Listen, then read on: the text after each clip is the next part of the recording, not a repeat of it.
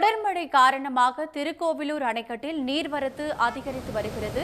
இதுகுறித்து மேலும் விவரங்களை வழங்குவதற்காக இணைகிறார் செய்தியாளர் அம்பேத்கர்.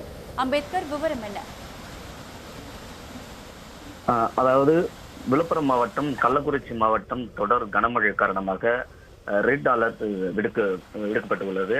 இந்த நிலையில் திருவண்ணாமலை மாவட்டம், விழுப்புரம், கள்ளக்குறிச்சி மாவட்டங்களில் பெய்த கனமழை காரணமாக அனைத்து முக்கிய நீர்நிலைகளும் வேகமாக நிரம்பி வருகிறது. அதன் ஒரு பகுதியாக தான் திருவண்ணாமலை மாவட்டம் சாத்தனூர் அணையின் மொத்த கொள்ளளவு 119 அடியில் தற்போது 113 அடி தண்ணீர் எட்டி உள்ளது. இதனால் அணைக்கு வரும் உபரி நீர் அப்படியே வெளியேற்றப்பட்டு வருகிறது. அதாவது வினாடிக்கு 1680 கன அடி தண்ணீர் அணையில் இருந்து திறக்கப்பட்டு வருகிறது. இந்த நிலையில் கள்ளக்குறிச்சி மாவட்டம் திருக்கோவிலூர் அணைக்கட்டு பகுதியில் தென்பெண்ணை ஆற்றில் அதிக அளவு தண்ணீர் வந்து கொண்டிருப்பதால் குறிஞ்சல் ஆறு, மலட்டாறு, ராகம் கால்வாய்க்கா பகுதியில் நீர்வரத்து அதிகரித்து வருவதால் இதனால் விவசாய நிலங்களில் நேரடியாக பாசன வசதி பெறுகிறது.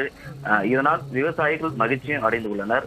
தொடர் மழையின் காரணமாக கள்ளக்குறிச்சி முன்னாள் நாடாளுமன்ற உறுப்பினர் கௌதம சிகாமணி திருக்கோவிலூர் அணைக்கட்டு பகுதியில் நேரில் பார்வையிட்டார்.